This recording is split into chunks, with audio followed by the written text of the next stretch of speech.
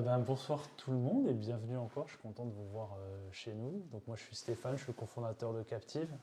Captive, ça fait 15 ans qu'on existe, 15 ans qu'on fait du Ruby et 15 ans qu'on fait du Ruby en utilisant cette technique que vous connaissez probablement qui s'appelle le TDD, Test Driven Development, et qu'on essaie à la fois de pratiquer à la fois, de former, d'évangéliser sur ces sujets-là. Et aujourd'hui, on avait envie de faire ce que j'ai connu dans ma jeunesse de développeur, qui était un coding dojo, un kata. Je ne sais pas si ça parle à certains d'entre vous. Et donc, l'idée, c'est donc de s'entraîner à écrire du code qui va être juste là pour s'entraîner et pour qu'on fasse un peu tous de level up, y compris nous, sur un exercice de code qu'on va vous faire en live. Je suis avec Marion. Bonsoir Marion. Bonsoir Stéphane. Merci d'être là. Merci de me rassurer. Qui es-tu Marion? Écoute, moi je suis, me dis pas que tu me connais pas. Je travaille chez Captive depuis 5 ans en tant que développeuse. Déjà 5 ans, ça passe vite. Et du coup, je travaille avec toi tous les jours. Tu as déjà fait du TDD? Et j'ai déjà fait du TDD. Ok, cool. Exactement. Ça tombe bien, tu vas m'aider. Du coup, je vais t'aider. Est-ce qu'il y a des gens parmi vous qui font du TDD? Oula. Quelques mains, ouais, cool. Il y a des mains qui hésitent un peu, quoi. Ouais. Ça dépend. Ça dépend des jours. Là, aujourd'hui, on est mardi. Est-ce que tu fais du TDD le mardi? Donc, TDD, moi, j'aime bien cette pratique. Non, pas du tout Tesla. Hop. Pour le côté, la pratique du TDD, c'est le cycle du TDD, c'est ça. Vous connaissez peut-être le Red Green Refactor. En tout cas, moi, celui que j'ai envie d'essayer de pratiquer avec vous aujourd'hui, qui consiste à dire qu'on va écrire un test avant d'écrire le code. Ça, c'est le côté Test Driven Development. On va faire en sorte, avec l'aide de Marion qui va me canaliser, de faire les pas les plus petits possibles. Vraiment le concept de baby steps, ça vous parle, les baby steps? Et donc de passer du test rouge, c'est la première étape, à faire en sorte que dès qu'il est rouge, on rentre dans un état de panique qui fait que c'est une instabilité, qu'on veut vite le faire passer au vert, même si c'est par le moyen le plus dégueulasse qui existe. Et une fois qu'il est vert, on souffle. Et à partir du moment où on souffle, on passe à la troisième étape, celle du refactor. Et on voit si on peut faire mieux la cochonnerie qu'on a peut-être écrit juste à l'instant. Exactement. C'est juste? C'est très juste, Stéphane. Cool, merci. On a choisi de faire ça avec un exercice de code qui s'appelle le FizzBuzz. Est-ce que vous connaissez le FizzBuzz? Yes, le FizzBuzz, j'aime bien quand on cherche sur Google FizzBuzz, le test d'embauche à la mode. Et je trouve que nous-mêmes, on le pratique dans nos embauches, le FizzBuzz. C'est pas que pour les enfants. C'est un jeu pour les enfants. On est des grands enfants aussi. Donc le concept du FizzBuzz, c'est qu'en gros, si on demande à FizzBuzz de nous traduire un nombre, donc soit c'est un nombre qui est divisible par 3, ça doit répondre fizz. Si c'est un nombre qui est divisible par 5, buzz, ça répond buzz. Exactement. Si c'est divisible par 3 et par 5, ça fait FizzBuzz. Et sinon, ça te renvoie un chiffre. Ça renvoie le nombre qu'on a envoyé. Ok, c'est clair? Bon, on va essayer d'écrire ça. Cool. On va partir de là. On part de quoi? Donc là, vous voyez bien? Ouais. Ok, cool. Donc je vais avoir un terminal pour exécuter des tests et une fenêtre ici avec du code. Et donc en fait, on commence par écrire quoi? On va commencer par écrire un test déjà. Allez, on écrit un test. C'est une bonne idée. Donc je crée un fichier de test qui s'appelle FizzBuzz test. Ou spec, parce qu'en fait, nous on est des fous. Ouais. On va utiliser RSpec. Ok, cool. On aime bien RSpec. Ok. Donc comment on fait? Alors, je crois que pour écrire déjà le premier truc, c'est que j'ai envie de vérifier que ce setup il fonctionne, parce que si ça se trouve, ça marche pas du tout. Donc, je sais pas moi, FizzBuzz. Voilà. On va dire que c'est une classe, c'est comme ça qu'on fait bien quand tu fais du RSpec, je crois. Et on va juste vérifier que que 1 plus 1 ça fait 2. Allez, vas-y, on y fout. C'est quoi? 1 plus 1. 1 plus 1, tout egg. Tout egg 2. Ouais, exactement. Cool. Et là, si je lance le fichier, si je fais RSpec, FizzBuzzSpec, il doit me dire des trucs. Il me dit, il ne connaît pas FizzBuzz. C'est vrai. Oula, donc là, c'est l'état de stress. On n'aime pas. Ok, c'est vrai, j'ai tout de suite fait un truc de fou, c'est que j'ai appelé une constante qui n'existe pas. Voilà. Ouh. Et là, c'est bon. Là, on est content. Voilà. Et on se rend compte qu'on a écrit un test qui ne sert à rien, mais c'est pas grave, on est quand même content parce qu'on a quand même validé qu'on sait écrire un test, qu'on sait passer au rouge et qu'on sait passer au vert. Top. Bon, allez, viens, on commence à quoi? On écrit un commence vrai à test. refacto un petit peu. Ah ouais, vas-y, tu refacto quoi? Est-ce qu'on ne dissocierait pas les deux dans un fichier différent? Ah d'accord, ok, t'es comme ça. T'aimes Moi, pas je suis écrire comme les ça. tests Non. et les... ok, J'aime d'accord. quand c'est organisé. Ok, d'accord, je te suis. Donc par exemple, je fais un fichier fizzbuzz.rb. Ok, cool. Et je déplace ce code. Allez. Là. Je sauvegarde. Tu crois que ça va marcher ça? On va voir. Ça marche, incroyable. Alors franchement, je sais pas par quelle magie ça marche.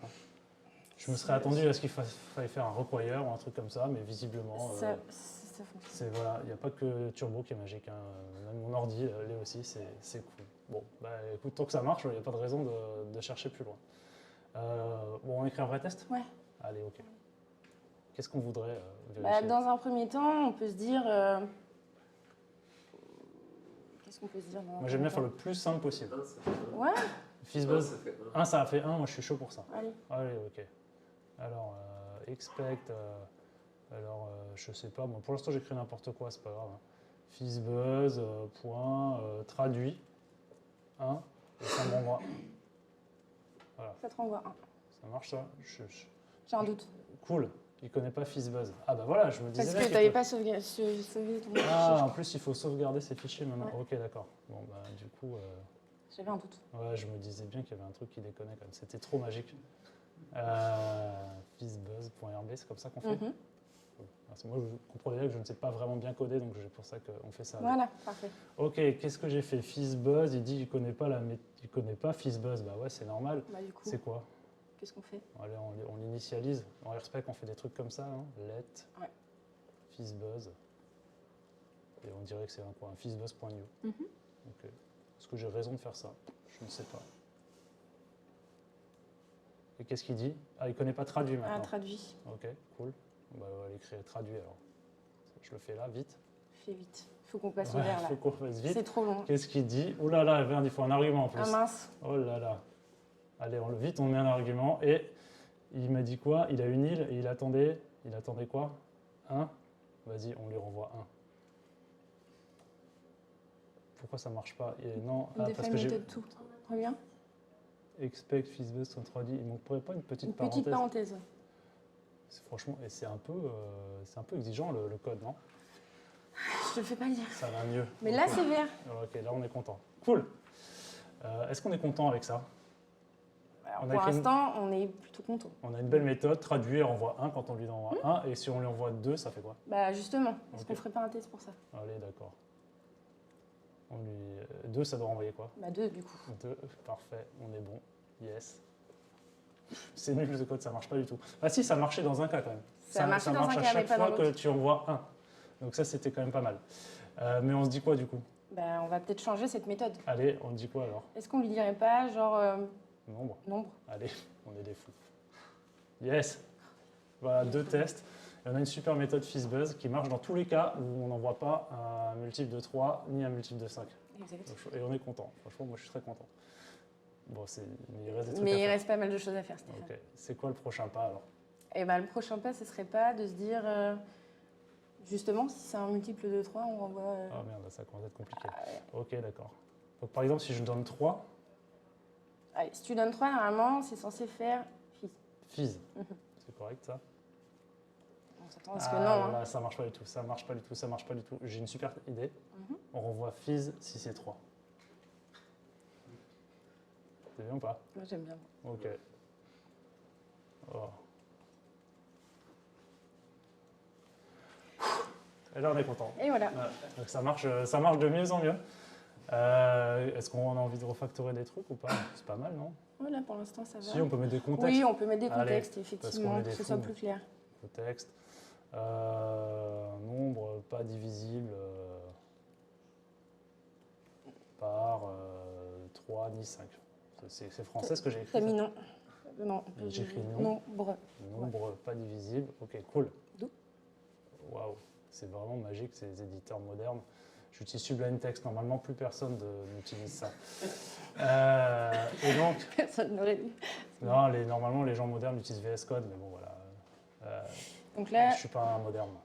divisible par 3. Allez, on va se dire. nombre divisible par 3. Ok, cool. Donc là, on a un contact. Voilà, comme ça, on a rangé, parce que tu m'as dit tout à l'heure que tu aimais bien quand c'était Ouais, bien quand c'est rangé. organisé. Ok, je comprends. On pense. Ça m'embêterait que tu sois mal à l'aise à ce moment-là. Ok, qu'est-ce qu'on fait maintenant?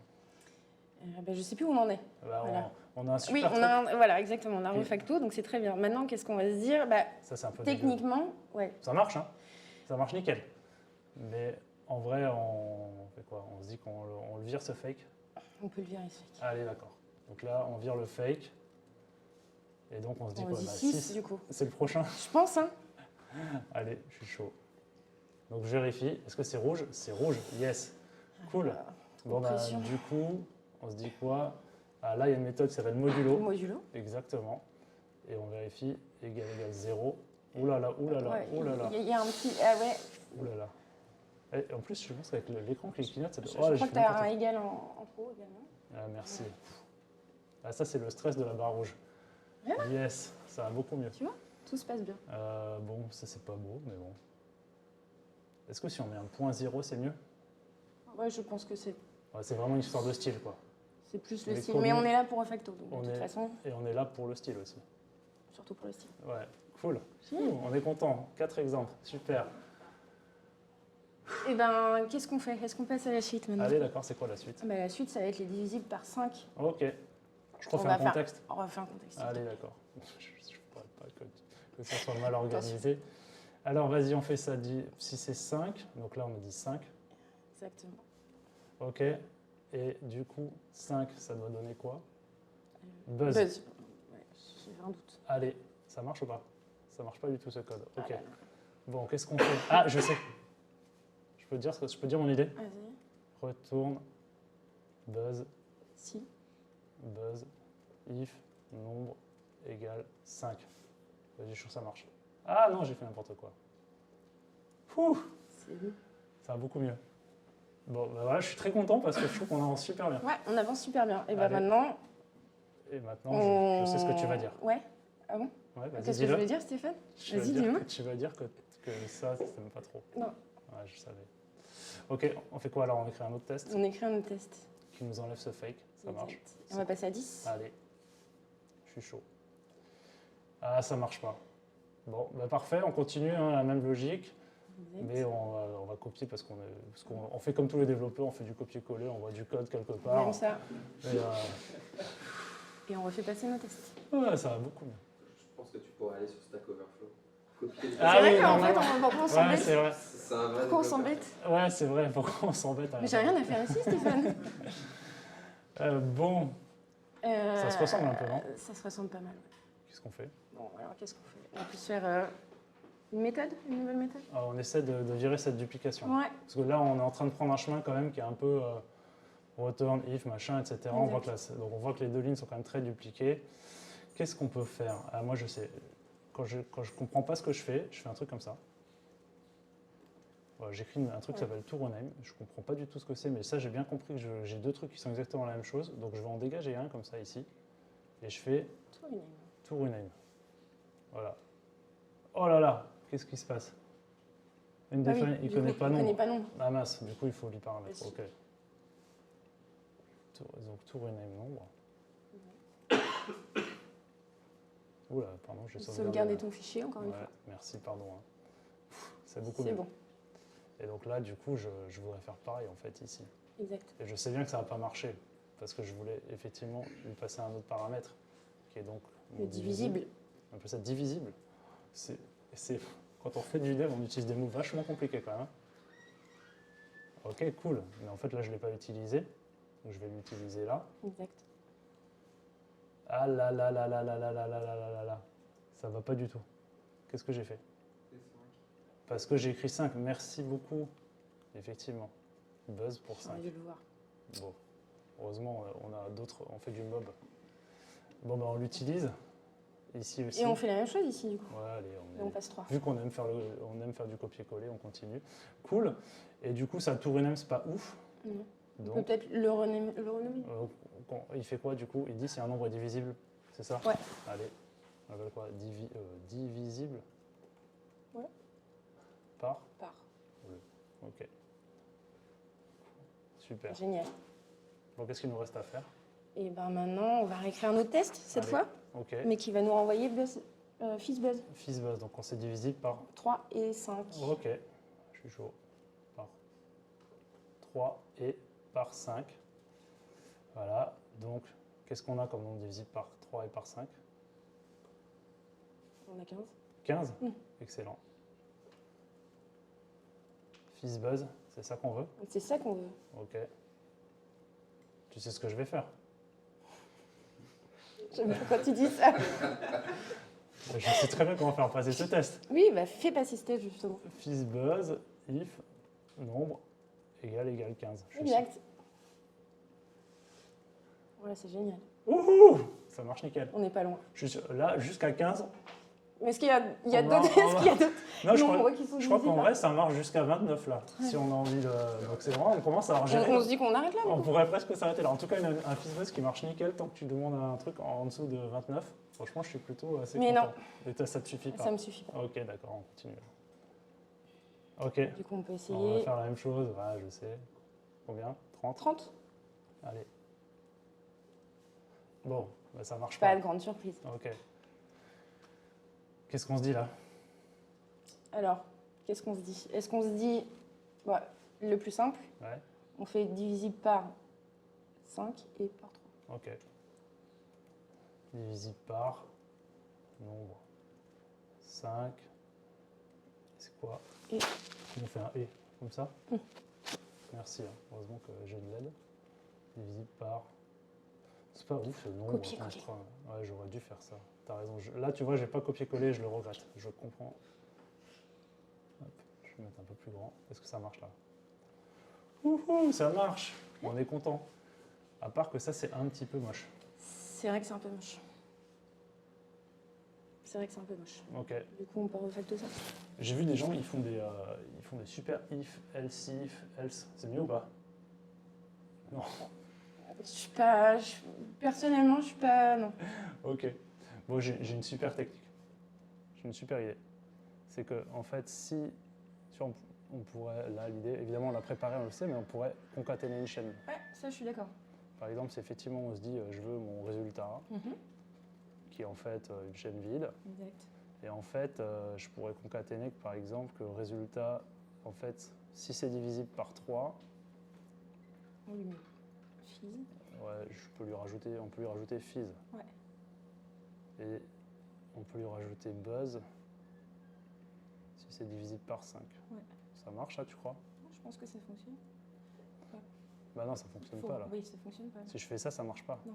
Bah non, c'est normal. Oui, bah oui. Faut que tu retournes ton résultat du coup. Ah oui, mais si je retourne le résultat, ça va pas marcher On non fait plus. quoi, nous? Merde. Bon, c'est mieux parce qu'il n'y a plus que 2 tests qu'il faut. Tu vois, Genre, non, mais finalement. le code, il est un petit peu. Moi, je le préfère et il n'y a plus que 2 tests qu'il fait. Donc on se dit s'il est vide, à la rigueur. Ok. Ah ouais, c'est ça. Ah, la dernière fois, on s'est fait avoir parce qu'on ouais, a parce écrit qu'on blanc ouais. et qu'en Et fait, on ne fait pas du c'était Rails, blanc. donc ça ne marche pas. Ouais, c'est pas grave, on va trouver une autre solution.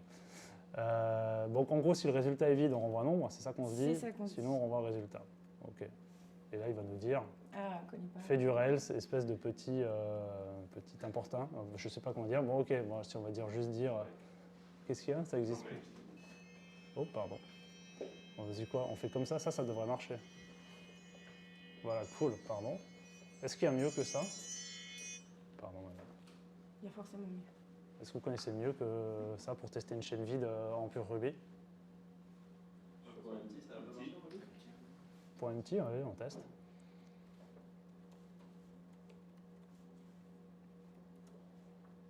Bien joué. Elle est géniale. Bravo, merci. Bon, bah, moi je trouve que je suis plutôt content. Ouais, c'est bien. Ok. Bah voilà. On a fini. Bravo, je suis fier de nous.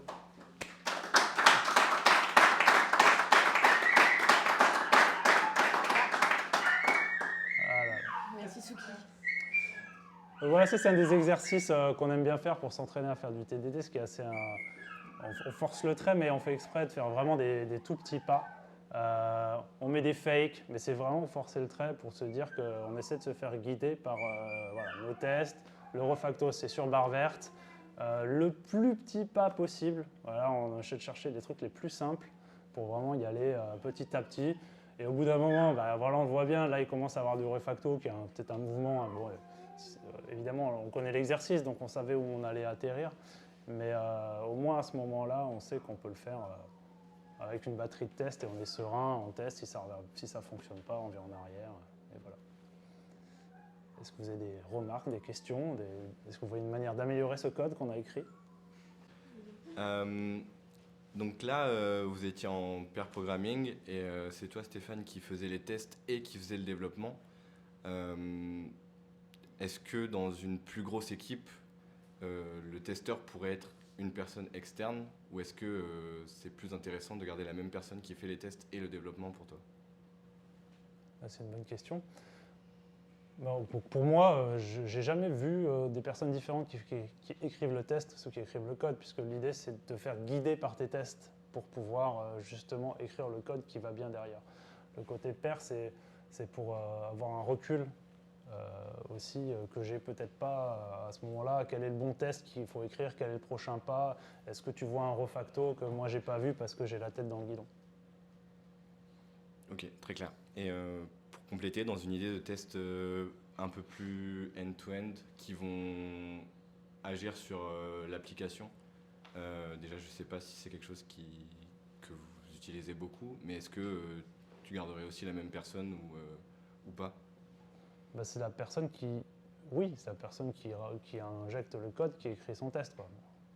Après, j'ai tenté des expériences où il y avait une première partie des développeurs qui écrivaient des tests, qui était un test end-to-end de test d'acceptation, puis après d'autres personnes qui le faisaient.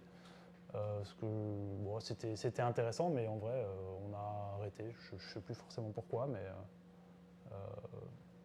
voilà. Je vois si ça se tente, quoi. Ok, très clair, merci.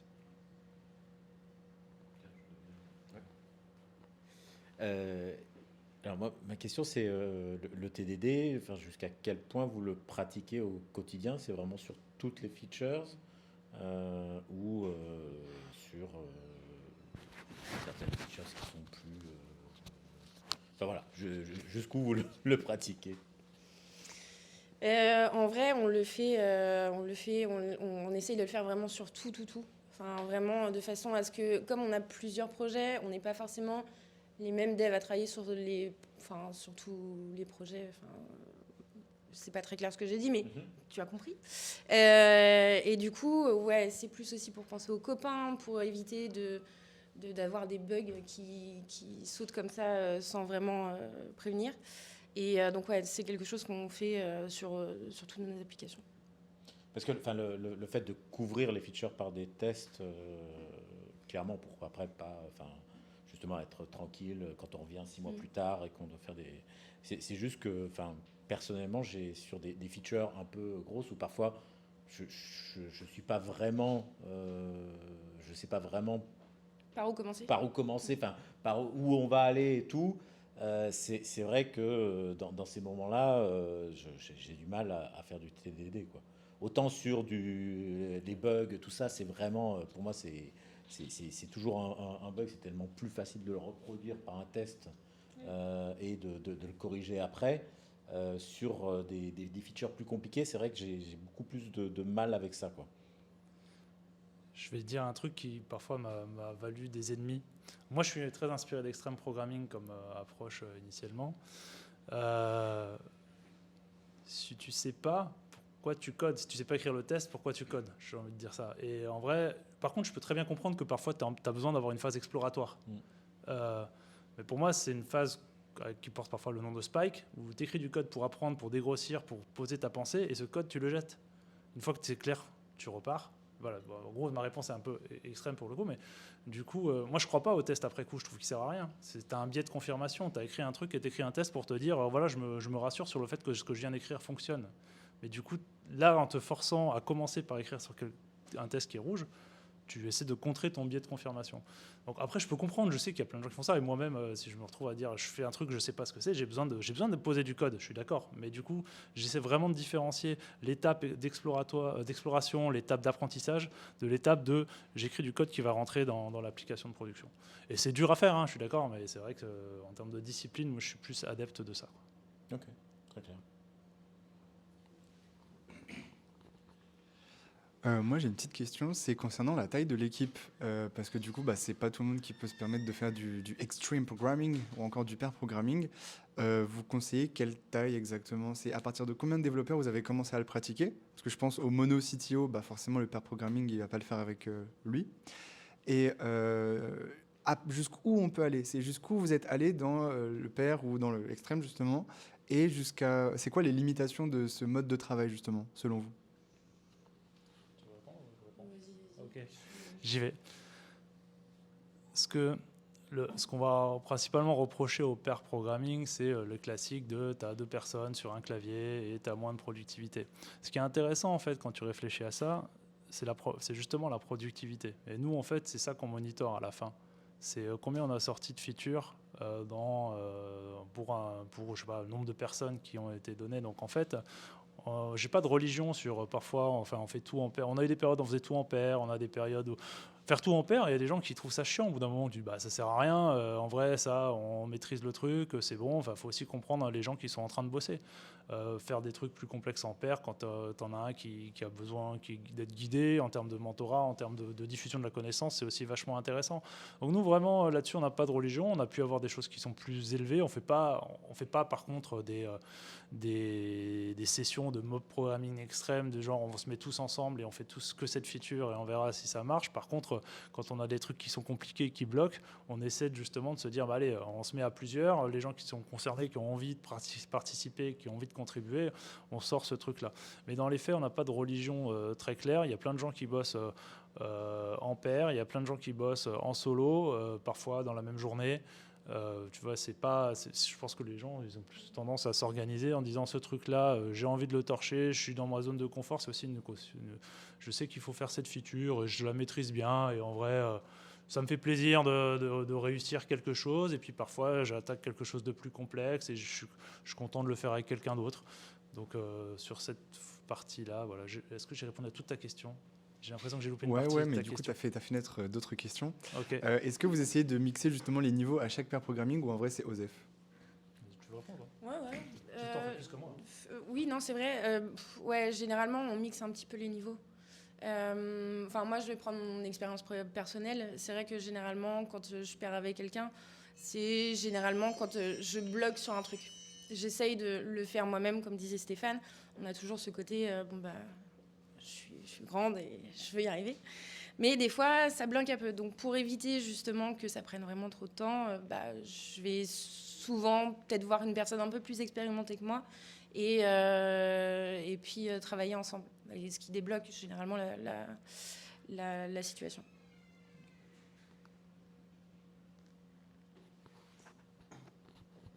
Moi, juste une question d'ordre un peu plus général. Quelle serait, à ton avis, la bonne manière d'amener le TDD dans une équipe qui n'en fait pas et qui est sur un projet plutôt legacy? C'est cool. Alors, tu as deux réponses. Déjà, qui n'en fait pas, il faut donner envie. Je trouve que ce genre d'exercice, c'est intéressant parce que ça rassure, en fait, sur des trucs où, quand tu touches à une appli de prod, en faisant une méthode que tu connais pas, ça te met dans le stress parce que tu n'as rien envie de péter. Donc en fait, quand tu fais des exercices comme ça, je ne sais pas combien de temps on a pris, mais tu peux faire ça sur 30 minutes, 1 heure, et tu te dis, ok les gars, ce qu'on va faire, c'est juste s'entraîner. Et on ne touche pas à la prod, au code de prod de l'appli tant qu'on n'est pas à l'aise pour faire ce truc-là. Et puis là, ce code, on va le jeter à la fin. Tu crées un premier sujet qui fait que voilà, tu donnes envie, etc. Après, quand tu es sur du legacy, de toute façon, sur du legacy, tu introduis les tests là où tu as envie d'intervenir. Hein. Si tu es en train de dire... pour moi, il n'y a pas de limite à faire du TDD. Si tu as une nouvelle fonctionnalité à faire sur ton code legacy, tu testes la nouvelle fonctionnalité. Après, ce qui va être dur, c'est quand tu rentres dans la stratégie de test, tu as ton test end-to-end ou tu as ton test plus unitaire. Ton test plus unitaire, peut-être, sera plus difficile à écrire parce que ton code sera peut-être plus couplé. Et justement, une des magies et un des bénéfices collatéraux du TDD, je trouve que, en particulier quand tu fais du test unitaire, quand ton code est mal foutu, ton test est dur à écrire, donc c'est un espèce de code smell qui t'amène à te dire tiens, il faut que je revoie mon design. Là, pour le coup, tu vas peut-être avoir une barrière à l'entrée qui est plus compliquée si tu veux faire un test unitaire sur du code legacy, parce qu'il va falloir probablement que tu utilises des mocks ou des stubs, et donc en fait, tu rentres au niveau un peu plus avancé de la maîtrise du TDD, mais malgré tout, si tu devais commencer, tu pourrais... Alors, franchement, les tests end-to-end... c'est assez facile à mettre en place en vrai, et c'est un bon point d'entrée. Par contre, c'est un inconvénient, c'est que c'est lent à exécuter et qu'en fait, quand tu commences à te retrouver avec une suite de tests, avec beaucoup de tests end-to-end, ta suite de tests, elle est vraiment longue et en fait, là, ça devient une plaie au quotidien. Donc, c'est tout le compromis que tu dois chercher à avoir quand tu fais ça. Mais bon, si je devais résumer, tu donnes envie. Parce que sinon, tu n'y arrives pas. Ça sert à rien. Le TDD, ça se force pas. Qu'on peut pas forcer quelqu'un à faire du TDD. Soit on lui explique à quoi ça sert, pourquoi, etc. On lui donne un contexte safe pour apprendre. Quand je dis un contexte safe, c'est parce que l'objection type sur le TDD, c'est oui, mais j'ai pas le temps. On me donne pas le temps d'écrire des tests. J'ai beaucoup entendu ça. Et moi, j'ai envie de dire, on s'en fout. Enfin, je veux dire, ton boulot, c'est d'être développeur. Si toi, pour écrire du bon code, tu as besoin de le faire en TDD, c'est pas une permission que tu devrais demander, en fait. Donc après, bien sûr que tu as un contexte, tu as une équipe, etc. Mais donc, l'idée, c'est pas de prendre plus de temps ou prendre moins de temps. D'ailleurs, en réalité, si tu es dans la problématique du temps, qu'est-ce qui coûte du temps? C'est le rework. Donc, si en faisant du TDD, peut-être que tu mets un petit peu plus de temps à le sortir initialement, mais que tu as moins de rework derrière, au final, tu es plus rapide. Donc, un contexte safe, tu donnes envie. Et après, effectivement, dans la pratique, c'est plus facile de commencer avec des tests end-to-end.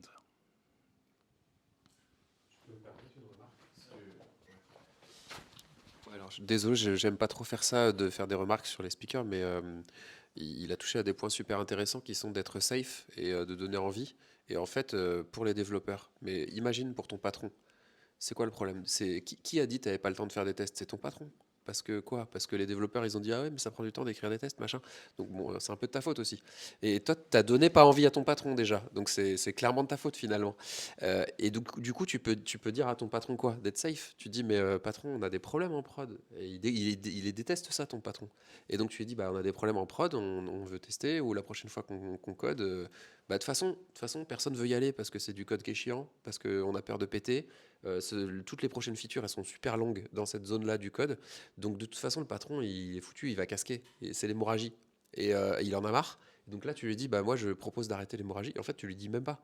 Parce que vu que ton sans test, sans confiance, les coûts vont augmenter, les temps vont augmenter, bah finalement, quitte à augmenter, vas-y, fais tes tests. Ça passera dans l'épaisseur du trait. Sauf qu'un jour, bah, le coût va diminuer parce que l'hémorragie aura été arrêtée. Donc tu donnes envie à ton patron, tu dis bah regarde, on a plein de problèmes et ça nous embête. Oui. On a des méthodes pour avoir moins de problèmes. C'est plutôt cool. Ça coûte pas plus cher. En tout cas, ça va coûter de moins en moins cher. Je vois, fabuleux. Tu vois, et voilà. Et je disais lors de mon dernier talk que quand tu as un feeling, souvent, écoute-le, tu as probablement raison au fond de toi-même. Mais pareil, tu présentes à ton équipe de développeurs, tu sais, voilà ce qu'on va faire demain. Et les gens disent, ah bah c'est cool, je vais changer la couleur du bouton parce que c'est du CSS, c'est facile. Je vais changer le comportement parce que c'est facile. Je vais refaire la compta, ouais, peut-être le mois prochain, ou peut-être on va bien fermer notre gueule, est-ce qu'il y a un pote qui va le prendre?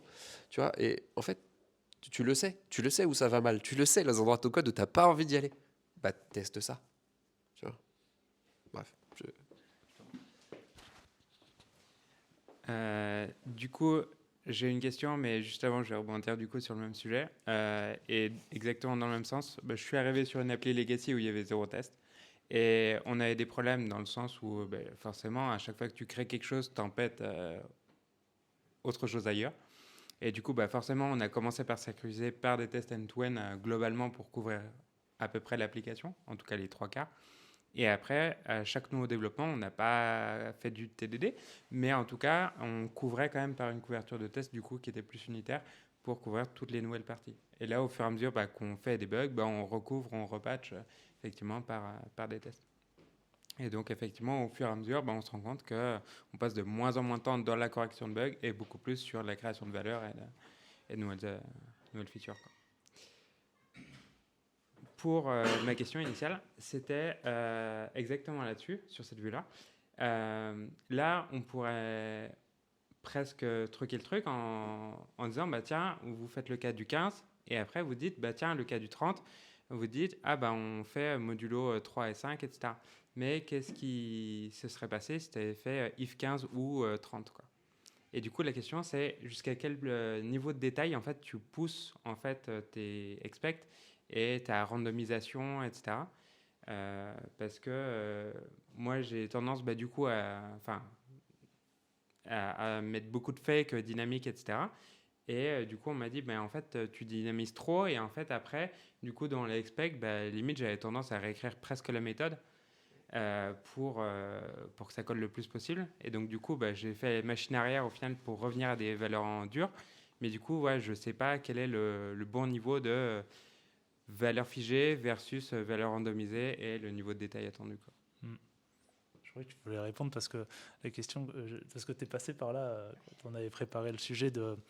T'as pas commencé par 15, mais tiens, mais si tu peux nous répondre parce que vas-y, tu avais commencé par un pas plus grand. Ouais, alors moi au départ, quand on a fait l'exercice, et franchement, après, c'est vraiment plus tu pratiques, plus tu sais par où il faut aller. Et en fait, en gros, moi, ce qui s'est passé, c'est quand on a commencé à faire s'exercer avec Stéphane, moi, j'avais commencé directement par, je sais plus, le FIS direct. Et du coup, j'étais un peu coincée dans mes tests parce que le but, justement, c'est d'avoir un test rouge, vert et refactorisé derrière. Et sauf qu'il y a un moment, c'était tout le temps vert. Et donc, ça posait problème. Et je ne sais plus où est-ce que je voulais en venir. C'était dur. Oui, c'était dur. Oui, c'était dur. Ouais, c'est clairement. Mais bon, après, c'est aussi le côté bien de travailler en pair où tu te dis que, voilà, Mais oui, non, c'était dur. Mais ouais, en fait, je pense que le point, il est là. Hein, c'est que si tu commences par 15, tu vas souffrir. Tu vas y arriver, hein, mais ça va être avec beaucoup plus de difficultés qu'en passant par des petits pas comme ça. Et c'est ce qu'on avait vu, c'est pour ça que j'avais pensé à ce moment-là, quand tu avais commencé par FIS, tu es passé par base, à un moment, il fallait faire une gymnastique intellectuelle qui était beaucoup plus... bien sûr, tu retombes sur tes pattes, tu y arrives, etc. Mais franchement, tu as plus de douleur quand tu le fais, quoi. Après, moi, pour ton autre question sur les parties randomisées, je suis pas trop fan des parties d'avoir des tests randomisés. Moi, je suis très valeur en dur. Après, si tu as besoin d'injecter des choses, tu le fais au cas par cas. Je dis pas qu'il n'y a jamais de cas où tu en as besoin, mais franchement, je crois que je le fais jamais. L'objectif, c'est pas d'avoir une preuve mathématique que ton code fonctionne. Enfin, en tout cas pour moi. C'est plus de réfléchir à c'est quoi le prochain truc que j'ai envie de voir marcher, qui marche pas encore. Et à partir de là, si à la fin, à partir du moment où je vois plus rien qui peut pas marcher, comme là, pour le coup, j'ai l'impression qu'on est arrivé au bout, je suis content. Mais c'est pas une preuve mathématique que derrière, il n'y a pas une erreur dans ce que j'ai fait, quoi. Ok, donc tu testes pas forcément tous les cas. Non, je cherche pas à tester tous les cas. Okay. Cherche à définir le succès. C'est quoi le succès de ce que je cherche à faire dès le début. Donc là, globalement, je savais que je voulais jusqu'à 15, jusqu'à 30. On ne l'a pas rendu explicite, mais effectivement, je sais jusqu'où j'ai envie d'aller. Donc j'ai envie que ça marche jusqu'à 30. Et ça, pour moi, c'est un succès. Et peut-être que j'ai oublié un cas et que je le découvrirai plus tard. Donc évidemment, si c'est le cas, c'est dommage. Mais c'est ça, je cherche à définir quel scénario je veux faire fonctionner. Et j'essaie évidemment de penser à tous les scénarios auxquels je n'ai pas pensé. Mais ouais, je ne veux pas faire une preuve derrière sur ça. Ok, merci. Je posais aussi cette question parce que j'ai été traumatisé un jour par une appli de facturation avec les années bissextiles, etc. Et donc, forcément, ça m'avait posé un problème un jour. Du coup, mais moi, par contre, je suis OK pour vous dire, je fais un test pour qu'est-ce qui se passe le 29 février 2024. Parce que tu as un cas, effectivement. Mais j'écris explicitement. On est en 2024, c'est une année bissextile. Voilà, j'ai un test 2024, le jour, et j'ai un test 2023 qui n'est pas une année bissextile. Et tu vois, mais je fais pas une preuve sur tout, mais je pose le cas de test. Ok. C'est juste qu'initialement, j'avais pas pensé à ce genre de truc, c'est pour ça. Après, en fait, moi, je suis un peu un fou. Moi, je pense là-dessus, là, j'aurais commencé par écrire de 1 à 100, enfin 1 up to 100, bam, FizzBuzz. Et donc là t'aurais été bien, tu vois. Bon, pas comme ça, parce que du coup, Stéphane, il aurait codé jusqu'à hors 45, hors 60, ainsi de suite. Voilà. Mais je suis un peu un fou comme ça. Et souvent, je commence par des étapes un peu normales. Enfin, j'en fais plusieurs d'un coup, parce que je suis pas aussi patient que ça. Faut pas déconner. Mais après, une fois que je me sens bien, là, je mets des trucs et là, je commence à rajouter dans mes tests, tu vois, genre traduit 0 le 29 février 2024, le 29 février 2023, qui n'existe pas, donc tu auras une exception, donc tu vas t'obliger à gérer l'exception. Traduit -1 pour voir, tu vois, et là ton truc potentiellement part en boucle infinie parce que tu l'as mal codé. Enfin, voilà. Donc en gros, en fait, je vous ai dit aussi, s'il y a un truc que j'aime, je m'en méfie 2 fois plus, parce que c'est pas normal. Donc j'ai dit, je suis content que ça marche, je suis content d'aller jusqu'à 30. Attends, vas-y, on va mettre ça jusqu'à 10 000. On reviendra, je désactiverai le test pour les copains parce que c'est dégueulasse, mais allez, on fait ça. Tu fais une feature aussi, moi j'aime bien aussi les tests end-to-end pour le coup, et ton client il te propose des scénarios principaux, donc tu les mets dedans.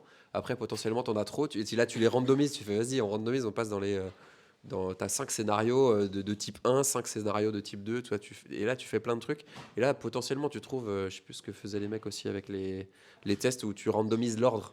Tu vois, c'est marrant parce que quand je teste la compta simple et la compta compliquée, ça marche toujours parce que tu le sais pas, mais il y a un effet de bord qui renseigne un truc dans la BDD ou dans tes données de test ou quoi. Et tu fais, si je teste la compta compliquée d'abord et la compta simple après, en fait ça explose. Tu vois.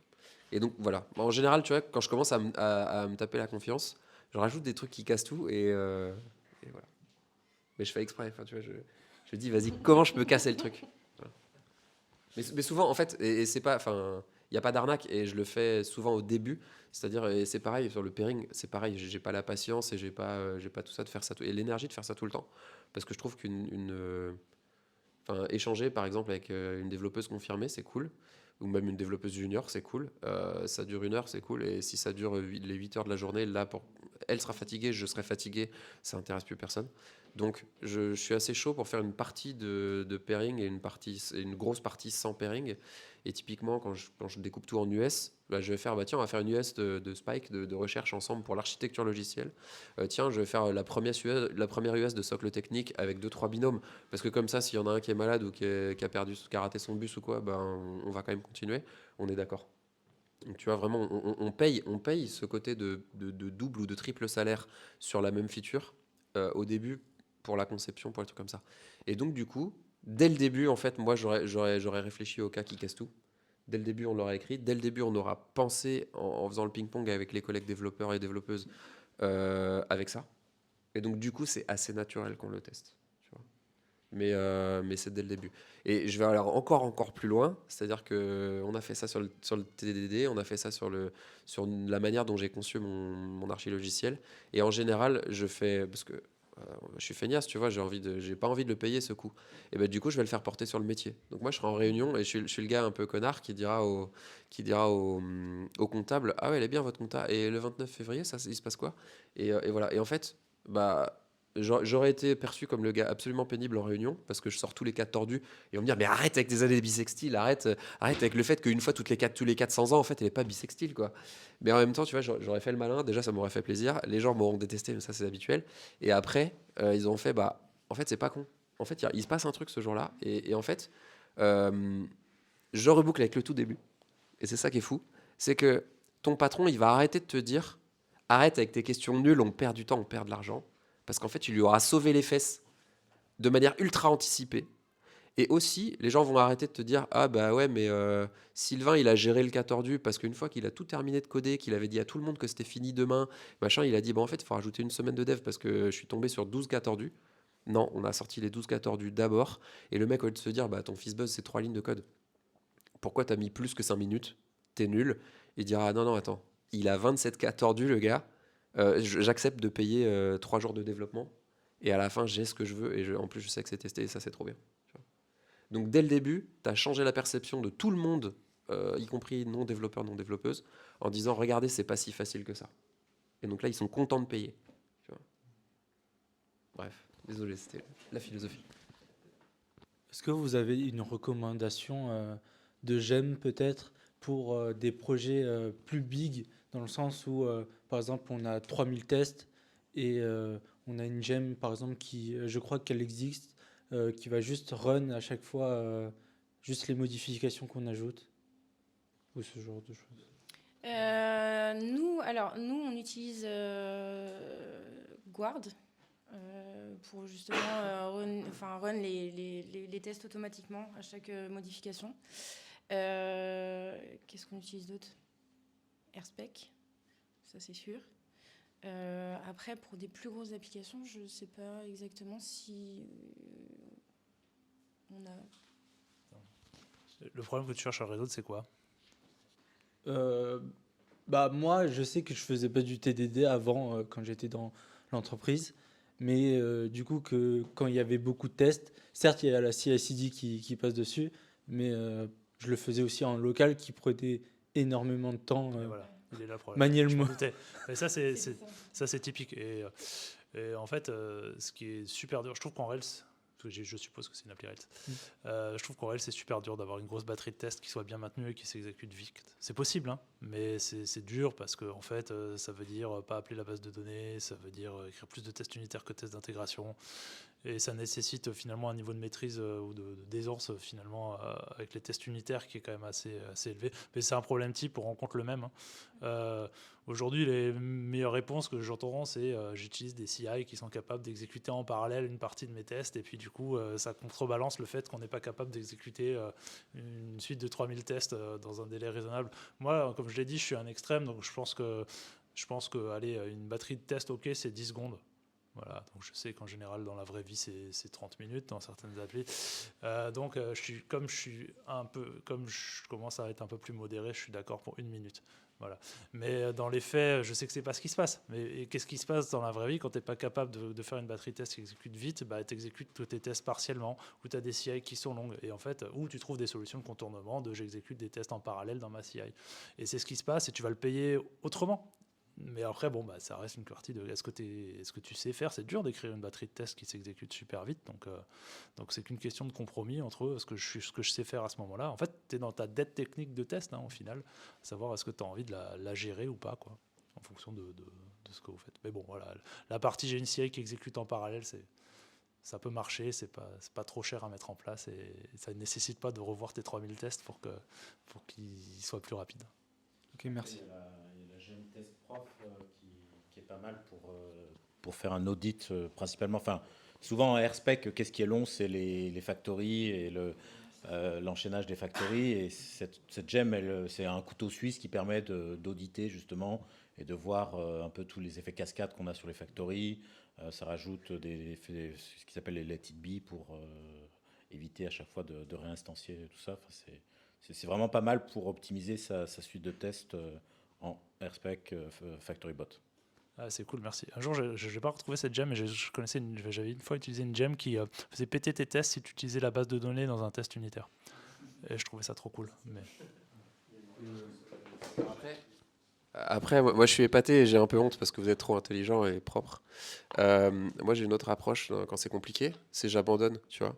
Et non mais ça vaut le coup, tu vois. T'arrives, tu te lèves, tu regardes le truc, t'as pas envie, t'y vas pas, tu vois. Et en fait, il y avait ta question, je fais pas ça, hein, voilà. Mais ta question, elle m'a trop fait penser au Gem Science de GitHub. En fait, les mecs, GitHub, c'est énorme, ça fait longtemps que c'est gros, tu vois. Et ils ont dit, qu'est-ce que tu fais pour savoir que ta nouvelle branche ou ton nouveau commit, il va pas péter toute la code base? Comment tu fais pour savoir que ta nouvelle release, elle est compatible tout simplement avec ce qui existe déjà? Et ils avaient le deuxième problème, c'est de savoir si finalement on y gagne en perf ou pas. Parce que forcément, le code est bien, et le code est bien. Enfin, tu vois, le Fizzbuzz, tu peux l'écrire. J'aurais pu dire, oh, mais il n'est pas optimisé ce code. En vrai, on n'en sait rien. Parce qu'en général, l'humain est mauvais à estimer ce qui est rapide ou pas, mais bref. Donc, tu as ce double envie de dire, est-ce que ça continue de marcher comme avant? Accessoirement aussi, des fois, le résultat change et c'est ce que tu voulais. Mais est-ce que ça continue de marcher comme avant? Et potentiellement, est-ce que ça va plus vite? Et le Gem Science, en fait, il se met sur ta prod. Il répond comme tous les autres, et à chaque fois que tu as une requête de Stéphane, ça calcule sur la version actuelle de prod, et ça calcule sur la version que les devs ont envie de mettre en prod bientôt. Quand tu fais du déploiement continu, peut-être ce sera mis en prod dans une demi-heure, tu vois, mais voilà. Donc tu fais ça. Et donc tes coûts de serveur, ils doublent, hein, on va pas se mentir. Non, mais c'est normal, je veux dire. Tu as abandonné dès le début. Je rappelle, je ne suis pas courageux, j'ai abandonné le truc. J'ai dit, je ne saurais jamais, je sais pas. Donc tu fais ta double requête, elle tourne sur 2 serveurs, elle tourne sur une copie de la base de données, voilà. Tu renvoies à Stéphane la requête du serveur officiel, qui est la version officielle, parce que voilà, t'as pas envie que ce soit le cobaye expérimental. Et tu regardes, et tu fais des analytics, et tu fais, désolé les développeurs, votre prochaine version, elle n'a pas les mêmes résultats, donc c'est pas normal, donc elle se fait shooter. Ou alors, désolé, c'est les bons résultats, mais 3 fois plus lent, donc dégagez, quoi. Et voilà. Mais tu vois, le côté, j'y arrive pas, j'abandonne, il a cette valeur-là aussi, de dire, on va faire autrement. Et t'as ça, et sinon t'as le mutation testing, là, qui est complètement ouf aussi. Et ça, c'est quand t'as une bonne couverture de test. ou qu'on n'en parle pas. J'ai juste un petit point à rajouter par rapport à ce qui... Je sais plus comment tu t'appelles. Mais ce qu'il avait dit, c'est que à un moment, on avait beaucoup de tests et je crois que j'avais activé, je sais plus exactement, mais un truc qui s'appelle kernel, je crois, et qui donne le numéro de la seed qui, si jamais il y a un problème, et du coup le répliquer en local pour des bugs. On a deux remarques sur le chat justement à ce propos. Il y avait only failure de AirSpec comme argument qui permet de rerun uniquement les tests qui ont fail en précédent coup. Et aussi la gemme Dell Experiment de Doctolib, qui est un petit peu la même chose que Science, mais en plus simple. Je ne connais pas du tout, je ne pourrais pas en parler plus, j'ai juste ouvert avec vous. Merci quand même.